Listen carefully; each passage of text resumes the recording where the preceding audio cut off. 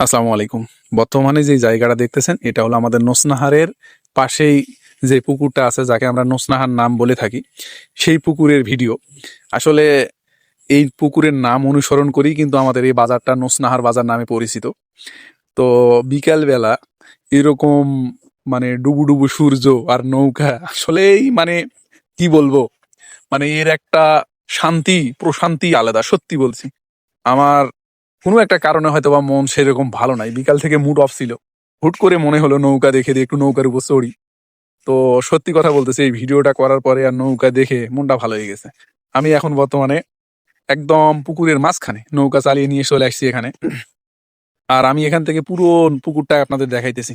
এই পুকুরটা প্রায় 30-40 বিঘা জলা হবে, যা আসলে আমাদের এলাকার অনেক ঐতিহ্য বহন করে থাকে। আমাদের এলাকায় অনেক বড় বড় পুকুর আছে, প্রায় 6-7টা বড় পুকুর আছে, যেগুলোর জলা হলো 50-60 বিঘা, 70 বিঘা, 100 বিঘা পর্যন্ত জলা আছে।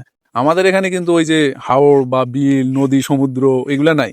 তবু আমি টুকটাক নৌকা চালাইতে পারি। এই পুকুরের মানে মানে নৌকা চালিয়ে চালিয়ে একটা অভ্যাস আছে, এইরকম আর কি, একটা অভ্যাসে তৈরি হয়েছে। সেই অভিজ্ঞতা থেকেই আমি কিন্তু নৌকা চালাইছি। আমার সঙ্গে কেউ ছিল না, আমি একাই, তবে একজন থাকলে হয়তো বা খুব ভালো হতো।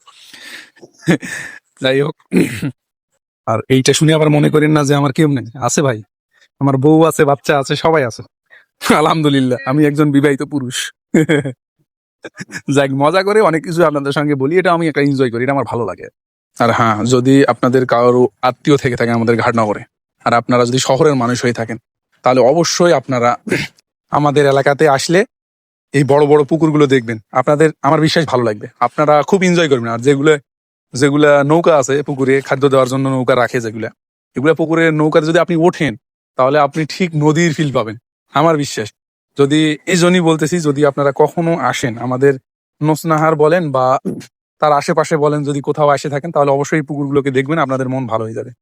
যাই হোক, আপনাদের সঙ্গে কথা বলতে বলতে আমার বাড়ি যাওয়ার সময় হয়ে গেছে। আর আমি আমার তরিটাকে এখন তীরে ভিড়াবো, তীরে ভিড়েই আমি কিন্তু চলে যাব। যাই হোক, আমার ভিডিওগুলো কেমন লাগে অবশ্যই আপনারা কমেন্ট করবেন এবং আমাকে সাপোর্ট দিয়ে পাশে থাকবেন। সবাই ভালো থাকবেন। আসসালামু আলাইকুম।